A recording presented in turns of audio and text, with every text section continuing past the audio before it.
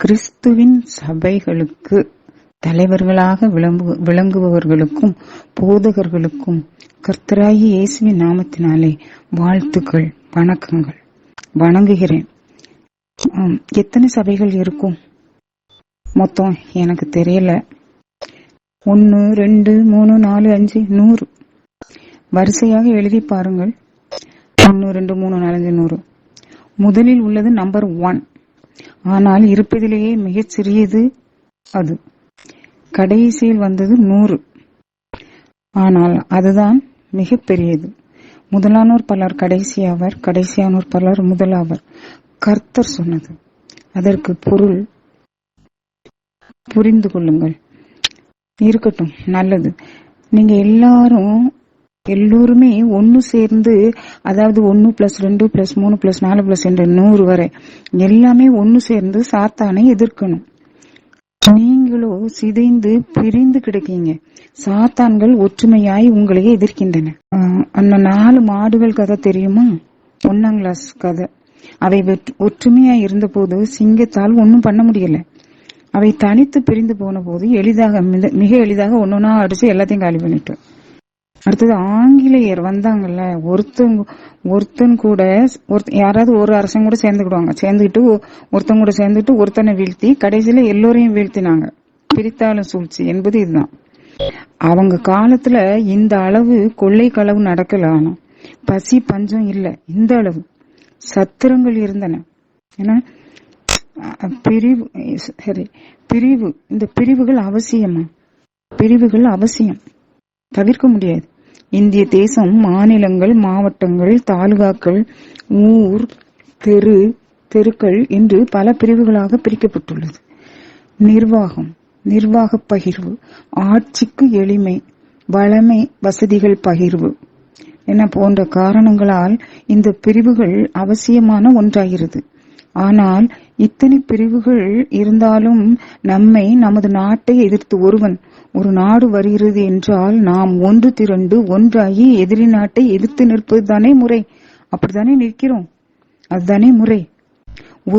ஒருவர் அடித்து கொண்டு சாவோம் எனில் எளிதாக எதிரி ஜெயம் கொள்வான். வேறு என்ன? நாம் என்ன செய்கிறோம்? ஒருவர் புறங்கூறிக்கொண்டு, குறை சொல்லிக் கொண்டு, சொல்லால் எறிந்து, கல்லால் எறிந்து, எல்லோரும் பார்க்கத்தக்க எத்தனை இடரல் சபை மக்களுக்கு, மற்றவர்களுக்கு. சின்னஞ்சிறிய இவர்களுக்கு இடரலா இருப்பவனை கழுத்தில் பெரிய பாறாங்கல்லை கட்டி கடலில் போடுவது நலம் என்றார் இயேசு. வாசித்தீர்களா? பொருள் புரிகின்றதா? சரி, இப்போ இந்த எல்லா சபைகளை பத்தி ஒரு சில குறை நிறைகளையும் குறைகளையும் எடுத்து சொல்றேன். எல்லாருமே புரிஞ்சுக்கோங்க. பாரம்பரிய சபை RC. நாம இப்படியே காலத்தை மட்டுமே கொண்டாடிட்டு இருப்போமா? பின்ன இல்லையா? 50 ஆண்டு போயிட்டு, 100 ஆண்டுகள் போயிட்டு, 1000 ஆண்டுகள் போயிட்டு, இப்படி காலங்களை, முடிந்துவிட்ட காலங்களைத்தானே கொண்டாடி கொண்டிருக்கிறோம். எத்தனை விஷயங்களுக்கு இப்படி. இதுக்கே நேரம் போதும்.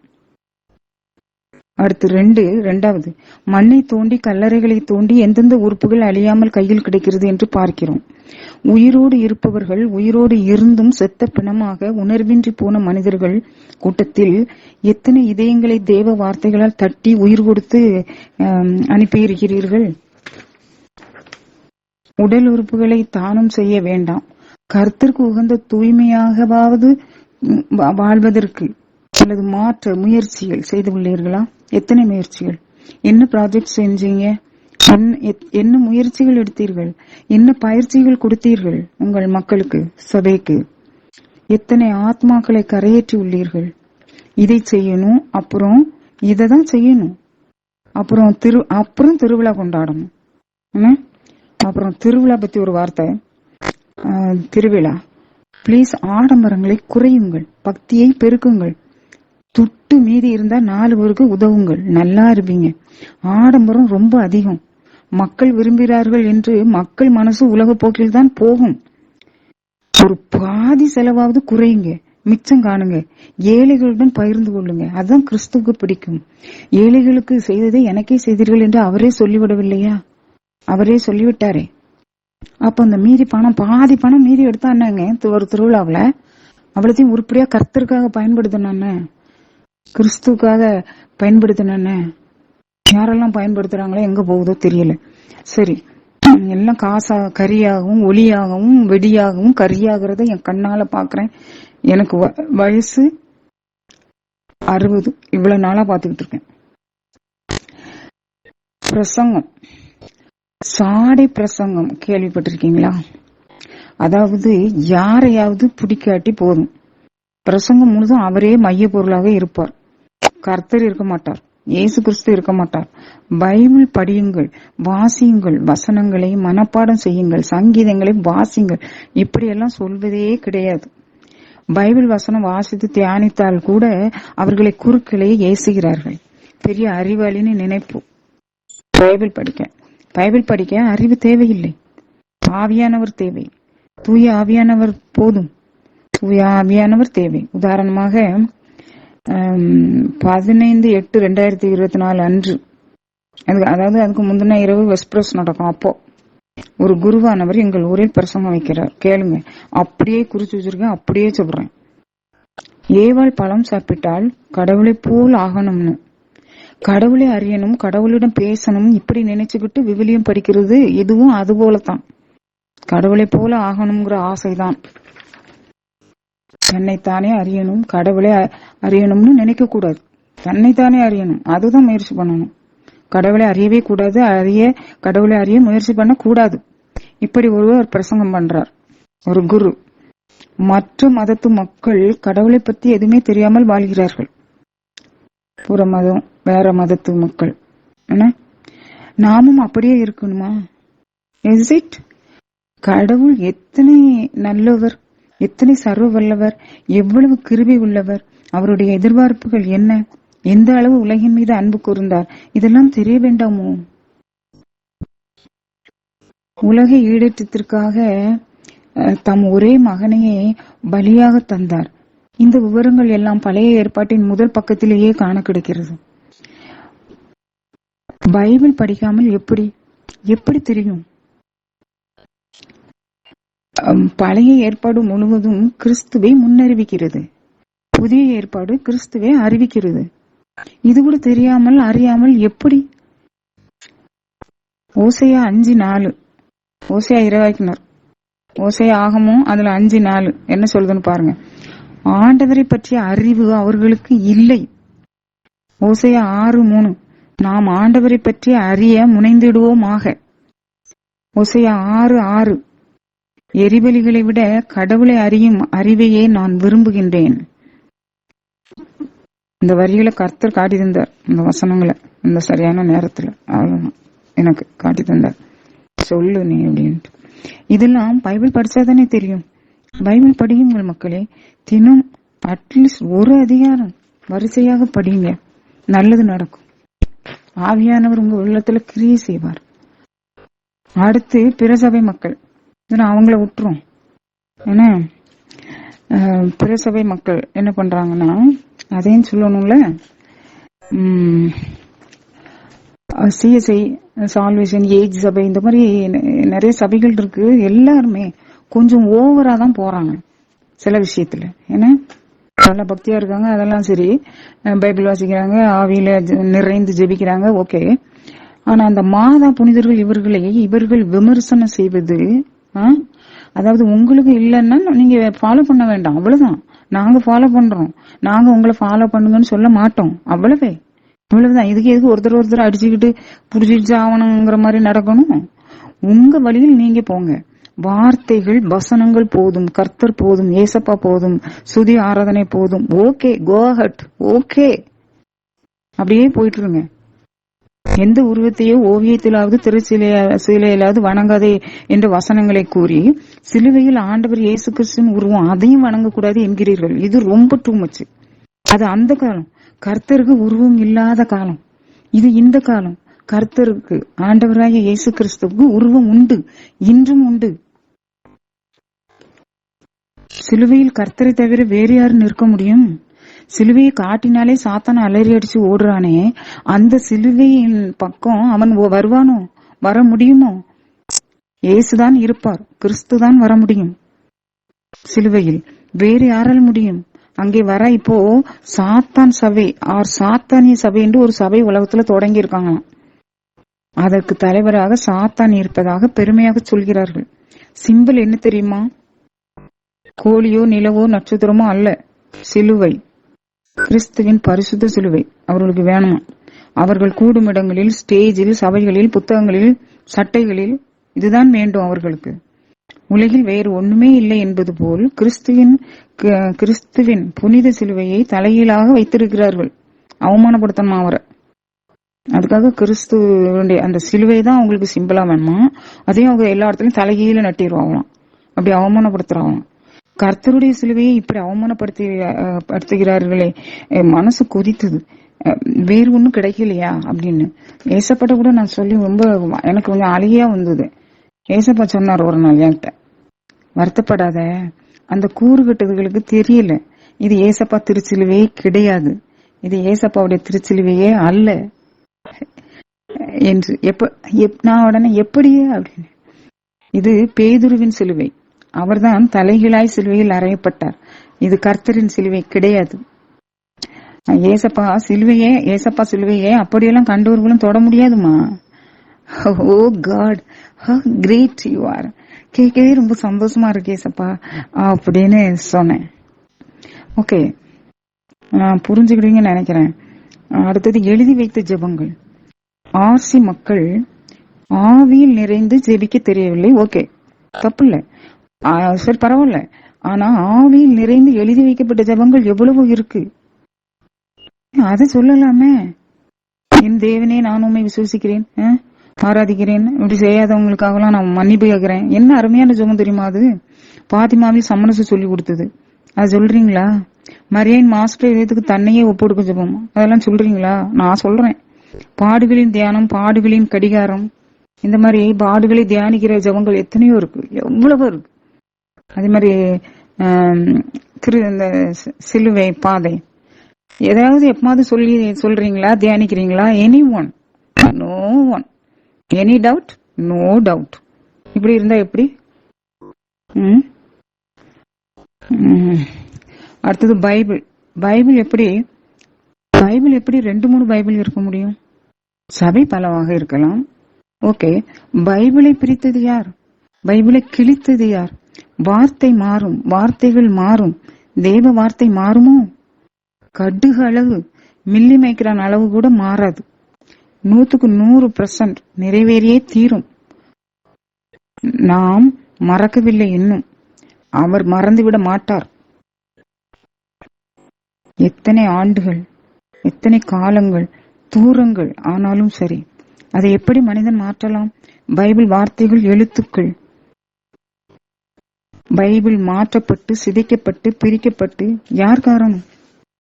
இந்துக்களுக்கு கீதைன்னு ஒண்ணுதான் இருக்கு, குரான்னு ஒண்ணுதான் இருக்கு, நிறைய இல்ல, பல விதமா பல வகை இல்ல. புரியுதா? பைபிள், நமது பைபிள் தான் மாற்றப்பட்டு, சிதைக்கப்பட்டு, பிரிக்கப்பட்டு. யார் காரணம்? தேவனுக்கு தெரியும். அவர்கள் பதில் சொல்லியே ஆகணும். அடுத்து துண்டு துண்டாக, அதாவது சிஎஸ்ஐ போன்ற சில தேவாலயங்களில் ஜெப கூட்டங்கள்ல ஆராதனை நேரத்துல அழகான கீர்த்தனைகளை பாடுறாங்க, பாடல்கள், கீர்த்தனைகள். அதாவது சிறு விளக்கம் சொல்றாங்க, மீண்டும் திரும்ப அதே பாடலை பாடி, இப்ப ஒரு பாடலை பாடி முடிச்சுட்டு திரும்ப ஒரு பாடலை அப்படி பாடி முடிக்கிறாங்க.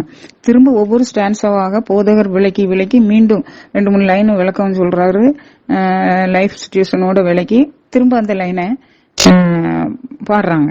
திரும்ப அந்த ஸ்டான்ஸா, திரும்ப அடுத்த ஸ்டான்ஸா, அந்த 10 ஸ்டான்ஸா இருக்குன்னா அந்த 10 ஸ்டான்ஸாவையும் திரும்ப பாடுறாங்க.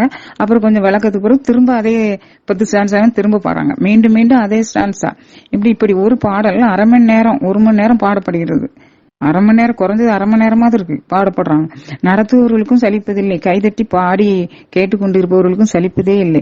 அப்படியே எதுலயோ மூழ்கி போயிருந்து கவனிச்சுக்கிட்டு இருக்கிறோம். அப்படியே ஆயிரும். அது பரிசுத்த ஆவியால் எழுதப்பட்ட பாடல் இல்லவா? அதை நம்ம ஆர்வமா நம்ம அறியாம மூழ்கி பாடும்போது நம்ம அறியாம இறைவனோடு இணையிறோம்.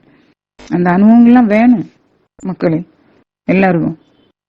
அதனாலதான் தன்னை மறந்து அவங்க பாடி ஆடி எவ்வளவோ நேரம் ஆசையாம உட்கார்ந்துருக்காங்க. நம்ம மக்களுக்கு 1 மணி 1.5 மணி நேரத்துக்கு மேல இருக்கவே முடியாது. கை வலிக்கும், கால் வலிக்கும், அங்க வலிக்கும், இங்க வலிக்கும். அவங்க ஒரு 4 இல்ல 3 நாள்னாலும் அப்படியே இருக்காங்க. ஏன்னா அவங்க ஆவிக்குள்ள மூழ்கிடுறாங்க, பாடலுக்குள்ள மூழ்கிடுறாங்க. ஆனால் இங்கே நம்ம சபையில எல்லாம் சில நேரம் பாடல் பாதியிலிருந்து தொடங்கும். சில வருகை பாடல், அதாவது இப்ப காணிக்கை பாடல்லாம் பாதியில இருந்து தொடங்குறாங்கன்னு வைங்க. ஏன்னா அவங்களுக்கு அதை முதல்ல இருந்தே பாடினா ஒரு ஸ்டான்ஸா முடிக்க முடியாது அப்படின்னு நினைப்பாங்க. முதல்ல பாதியில இருந்து தொடங்குவாங்க. நம்ம இந்த பாடல் எங்க இருக்கு, இது என்ன பாடல், தொடக்கம் என்ன, இது இந்த பாடல் உள்ளடக்கத்துல எங்க இருக்குன்னு தேடுறதுக்குள்ளே முடிஞ்சு எல்லாம் எழும்பிடுவாங்க காணிக்க முடிஞ்சு. அப்படி பாதியில இருந்து தான் தொடங்கும் வருகை பாடல். சில பாடல் சாமி சாமியார் உள்ள நுழைஞ்சதும் டக்குன்னு நின்றோம். என்ன, எந்த வரியிலனாலும் சரி, இடையிலனாலும் சரி, இடையில வரியிலும் சரி, இடையில உள்ள ஸ்டான்ஸானாலும் சரி, கடைசி வரினாலும் சரி, எதுனாலும் சரி, அப்படி முடிக்கல இந்த வரியை மட்டும் முடிச்சிருவோம்னு அவங்க தொடங்கினாங்கன்னா சாமி எட்டி பார்ப்பார், உடனே டக்குன்னு நின்றோம். அது அறவரி காவிரியா இருந்தா கூட. அப்புறம் காணிக்கை பாடல், சாமியார் இந்த காணிக்கை அந்த வேலை முடிஞ்சு எட்டி பார்ப்பார், உடனே பாடல் நின்றுடும். அது பல்லவியோ அனுபல்லவியோ, அது முதல் வரியோ நடுவரியோ பாதி வரியோ நின்றுடணும். பாடுறதே இந்த ஆராதனையில பூசையில தான் பாடல் தான். அதுவும் இப்படி பாடுறது யாருங்கிறீங்க? அதுவும் ஒன்லி பாட்டு கிளாஸ் தான். ஒரு கீபோர்டு, ஒரு 4-5 பேரு பாடுவது அவர்கள் வேலை என்பது போல மக்கள் அமைதியாக வாய் திறக்காம அப்படியே உட்கார்ந்துருப்பாங்க.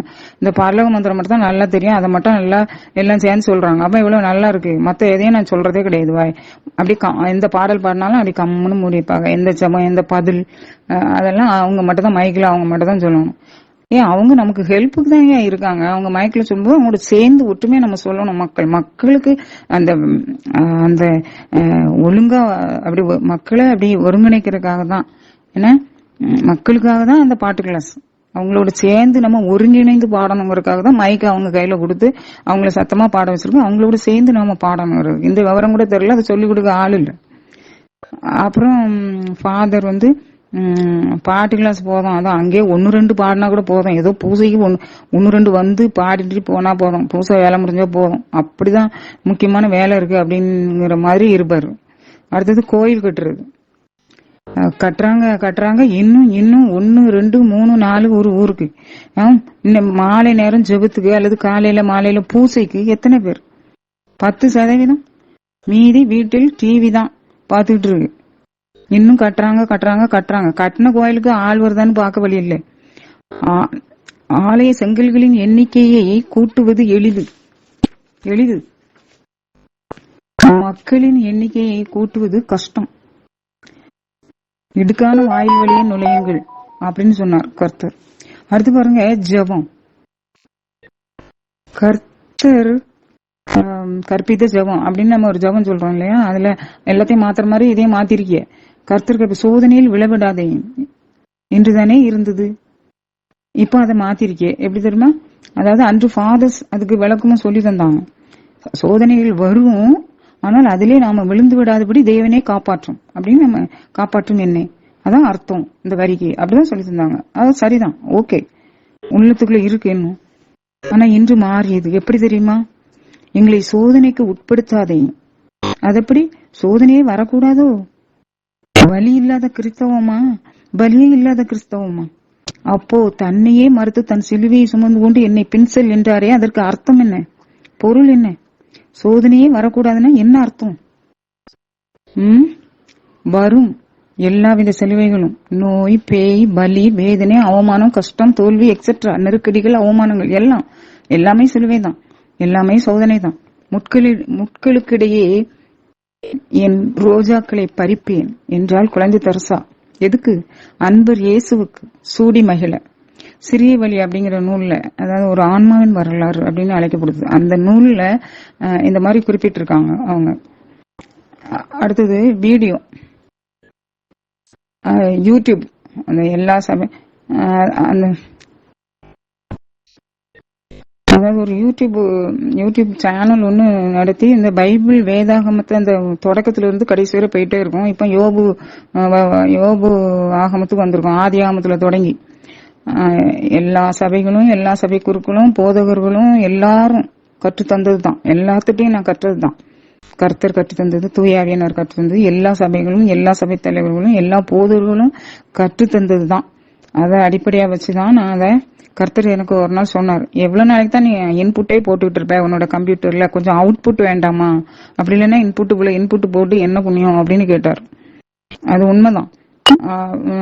எல்லாம் முடிஞ்சு கதவை பூட்டிட்டு வீட்டுக்குள்ள உட்கார்ந்துருக்கிற காலத்துல கர்த்தர் இப்படி சொல்லி கூப்பிட்டார், அழைத்தார். இந்த மலை மேல் ஏறிச்சு, பைபிளோட ஒரு வசனம் நானும் குறிச்சு வச்சிருக்கேன். இவரே ஆண்டவர் என்று கூவு, சீயோன் மலை மீது ஏறி நின்று கூவு அப்படின்னு சொல்றாரு. அதாவது ஆண்டவருக்கு சாட்சியா விளங்கு அப்படின்னு சொல்றாருன்னு அர்த்தம்.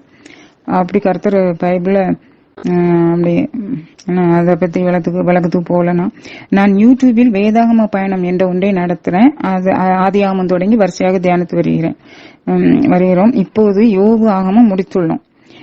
நிறைய இடையில ஷார்ட்ஸ் போடுவேன், சின்ன சின்ன ஷார்ட்ஸ். அந்த சின்ன என் கருத்து அதிகமா திணிக்க மாட்டேன், பைபிள் உள்ளதை மட்டும்தான் அப்படியே விளக்கி சொல்லிட்டு வருவேன். கடைசியில் உங்கள் சிந்தனைக்குன்னு சொல்லி ஒரு பகுதி, அதுல மட்டும்தான் கொஞ்சம் அது அந்த பைபிள் சார்பாவோ அப்படி ஒரு சில கருத்துக்களை சொல்வேன், அவ்வளவுதான். ரொம்பவும் என் கருத்துக்கள் எல்லாம் அதுல திணிக்கிறது இல்லை.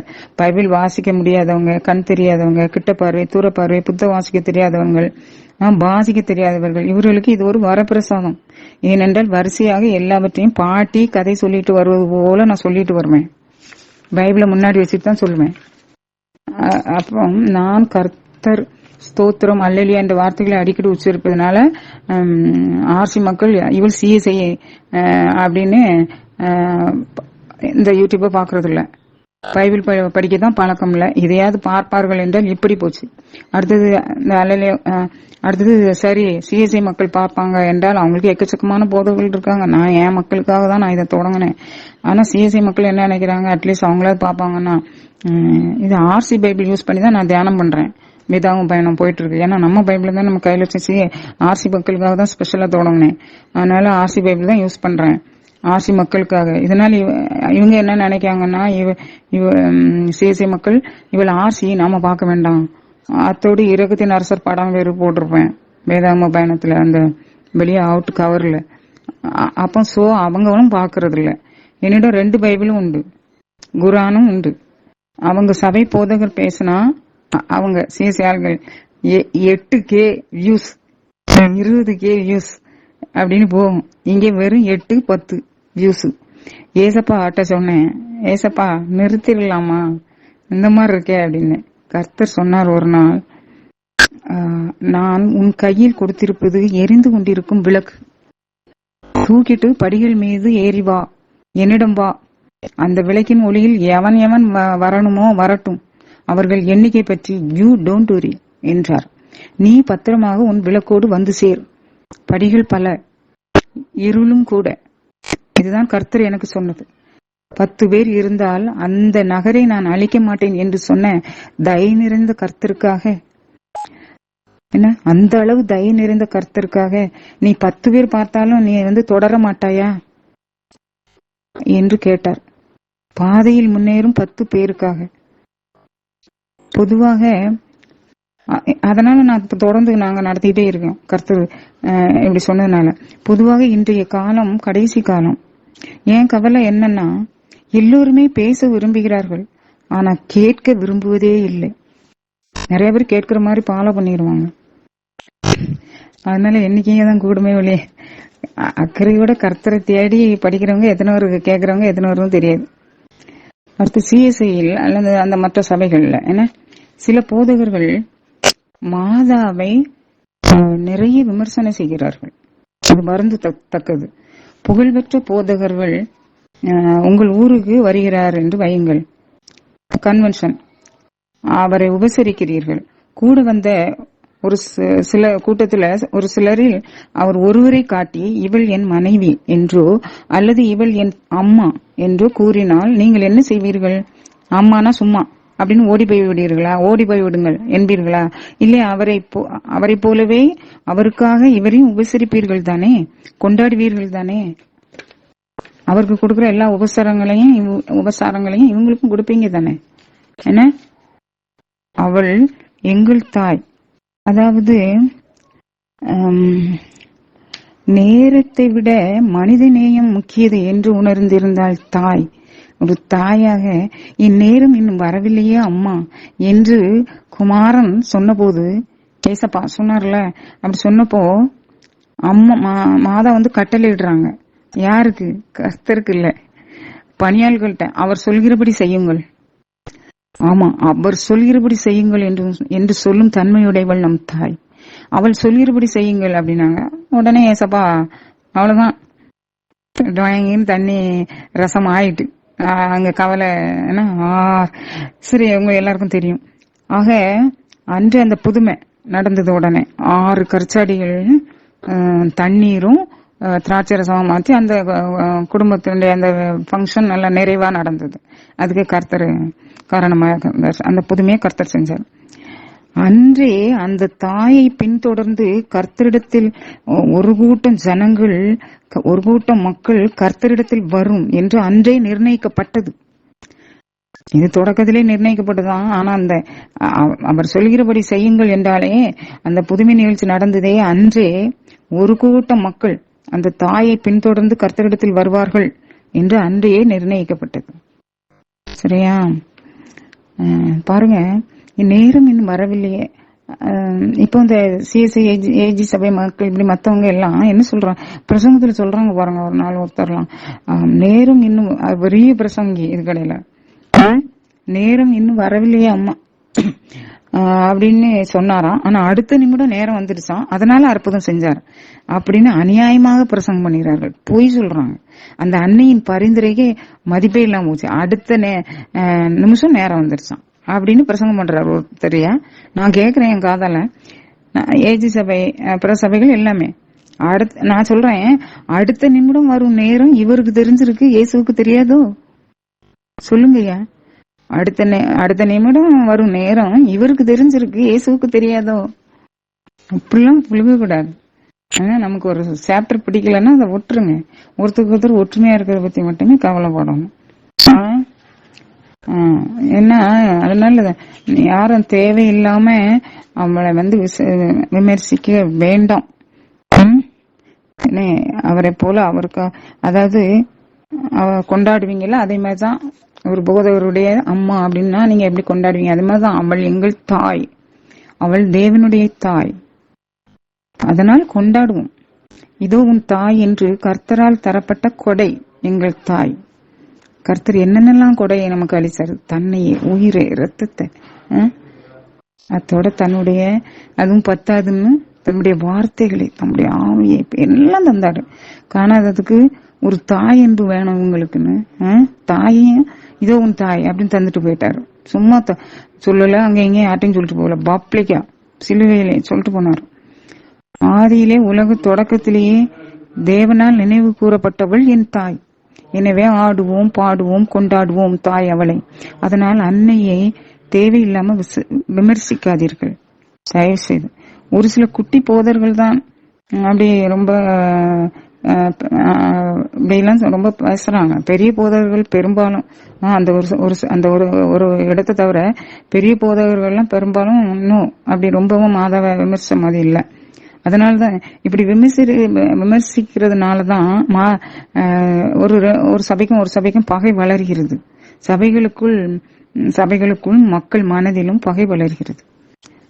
ஆர்சி மக்கள் மட்டும் சும்மாவா?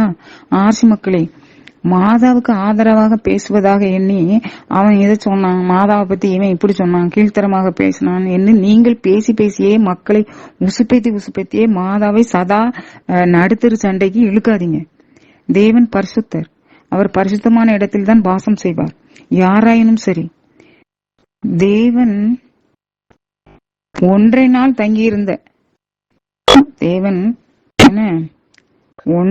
தான் தங்கியிருந்த இடம் கர்த்தர் அடக்கம் செய்யப்பட்ட அந்த கல்லறை, கர்த்தருடைய கல்லறை. இதற்கு முன்னாடி அங்க எவரும் அடக்கம் செய்யப்படவில்லைன்னு சொல்லியிருக்கு. அது மாதிரி அதுக்கு பிறகும் யாரும் வைக்கப்படுவார்களா இல்ல என்ன சொல்லுங்க பாப்போம். அதுக்கு பிறகு ஆக ஒரு கல்லறையே அப்படி முன்ன பின்ன யாரும் அடக்கப்படாம பண்ணப்படாம அப்படி சுத்தமா இருக்கு. கல்லறைக்கு இத்தனை முக்கியத்துவம் கரிசனை காட்டிய தேவன் தன் தாயின் கருவறைக்கு 10 மாசம் தங்கி பாலூட்டி சீராட்டி நெஞ்சிலும் மார்பிலும் அனைத்து வளர்க்கப்பட தன்னை அவர் ஒப்பு கொடுத்த குழந்தையாக தன்னை ஒப்பு கொடுத்த அந்த தாயை நமக்காக அவர் எத்தனை தூரம் அத கரிசனையோடையும் அதுக்கு எவ்வளவு முக்கியத்துவம் கொடுத்து அவர் பாதுகாத்திருப்பார். பிளீஸ் தயவு செய்து 2 சபைகளுமே எல்லாரையுமே 2 பெரிய கும்பிட்டு கேட்கிறேன், விட்டு விடுங்கள் அவளை, விட்டு விடுங்கள் அவளை, விமர்சிக்காதீர்கள். அவள் என் தாய். நல்லா இருப்பீங்க. ஆர்சி மக்கள், அதாவது இந்த தர்மம் செய்யறது பத்தி ஒரு வார்த்தை சொல்லணும்னு நினைக்கிறேன். ஆர்சி மக்கள் எனக்கு ஜெபிக்க தெரியல, பைபிள் வாசிக்க தெரியல, அபிஷேகம் கிடைக்க முடியும் அப்படிலாம் ஜெபிக்க தெரியல. ஆனா பட் நல்ல பிச்சைக்காரங்களுக்கு தர்மம் செய்யறாங்க, பிச்சை போடுறாங்க. நல்லா கவனிச்சிருக்கேன். எந்த கூட்டத்திலும் ஜெபத்துக்கும் போயிட்டு கோயில இருந்து வெளியே வரும்போது நல்லா தாராளமா பிச்சை போடுவாங்க. ஆனா இந்த சிஎஸ்சி மக்கள், அவங்க மற்ற சபை மக்கள் எல்லாம் கவனிச்சு பாருங்க, நல்ல கோயில்ல காணிக்க வைப்பாங்க, பாஸ்டருக்கு காணிக்க தருவாங்க, நல்ல அந்த ஜெபம் பண்ற ஜெப கூடத்துக்கு நல்ல காணிக்க தருவாங்க. அது என்ன சதம் 10ல் 1 தருவாங்க. ஆனா பிச்சைக்காரனுக்கு 5 பைசா யாருமே போட்ட மாதிரி தெரியல, போட்டு நான் பார்க்கல. சும்மா அப்படியே பார்த்துட்டு போயிட்டே இருப்பாங்க. இது நம்ம வேலை இல்லைன்னு. கர்த்தரும் ஏழைகளுக்கு செய்தது எனக்கே செய்தீங்கன்னு சொல்லிட்டார். பெரிய பெரிய சபைகளுக்கும் பாஸ்டர்களுக்கும் தான் கொடுக்கணும்னு இல்ல. அதான் அங்கு சொல்லி கொடுப்பாங்களா என்னன்னு தெரியல. அங்குள்ள பாஸ்டர்கள், ஜெபக்கூட தலைவர்கள் இந்த மக்களுக்கு சொல்லி கொடுப்பாங்களா என்னன்னு தெரியல. கொண்டு கோயில்ல வச்சா போதும்னு நினைக்காங்களோ என்னமோ தெரியல. இது அவங்களுடைய ஒரு வீக்னஸ் தான். பிற சபைகள் இந்த விஷயத்துல ஆர்சி ஃபர்ஸ்ட் மார்க், என்ன ஜெபிக்கிறதுல அவங்க ஃபர்ஸ்ட் மார்க். ஓகே, தீர்வுகள், சில தீர்வுகள் கர்த்தருடைய ஆலோசனை எப்படி நான் சொல்றேன். 2 வகை சபைகளுக்குமே ஒரு வேண்டுகோள். ஃபர்ஸ்ட் தீர்வு 1, நம்பர் 1, இந்த ஒரு வேறுபட்ட கருத்தை விட்டுட்டு, அதாவது ஒரு கருத்துல நம்ம வேறுபாடு இருக்கு, கருத்து வேறுபாடுனா அதை மட்டும் விட்டுருங்க. விட்டுட்டு வார்த்தை பற்றி, கர்த்தர் பற்றி, வானக வாழ்வு பற்றி, புவி வாழ்வின் சீரழிவுகள் பற்றி, ஸ்துதி தோத்திரங்கள் பற்றி, நோயாளிகளின் அற்புத குணம் அடைறதை பற்றி, சுகம் அடைறதை பற்றி, இது மாதிரி திறமை வாய்ந்த போதகர்கள் அங்கிருந்து இங்கும் இங்கிருந்து அங்கும் சென்று போதித்தால் என்ன? இதற்காகத்தானே ஆடுகள் அலைபாய்ந்து தேடி தேடி திசை மாறி அங்கும் இங்கும் அலையுது. ஒரு சாதாரண மனிதர் பாருங்கள் எவ்வளவு வல்லமையாய் வார்த்தைகளை பிரசங்கிக்கிறார். எவ்வளவு மக்கள் ஓடி வந்து ஆனந்தமா ஆராதிக்கிறாங்க தேவனே, நிறைய புதுமை செய்யறாங்க. 1-2 சாதாரண மனிதர் தான், அவங்க பாஸ்டரோ குருகுலோ இல்ல, அவங்க அப்படி பண்றாங்க. ஒரு சிலர், முக்கியமா ஒரு சிலர் கர்த்தர் அவ்வளவு பயன்படுத்துறாரு. அவங்க அவ்வளவுக்குள்ள டெடிகேட்டடா தங்களை ஒப்பு கொடுத்து கர்த்தருக்கு அவ்வளவு காரியங்களை சாதிக்கிறாங்க. ஆவின் அபிஷேகம், உள்ளத்திற்கு ஆறுதல், உற்சாகம் கொடுக்கும் ஜெப கூட்டம், மக்கள் தேடி ஓடுகிறார்கள். அவர்களை மாசத்துல 1 நாள் இங்கு நமது ஆலயங்களில் பிரசங்கம் ஜெப கூட்டம் நடத்த கூட்டிட்டு வந்து செஞ்சா என்ன? கூப்பிட்டால் என்ன? வரமாட்டார்களா? வருவார்கள் தேவனுக்காக. ஆனால் கூப்பிடுவீர்களா? தேவனுக்காக, மக்களுக்காக.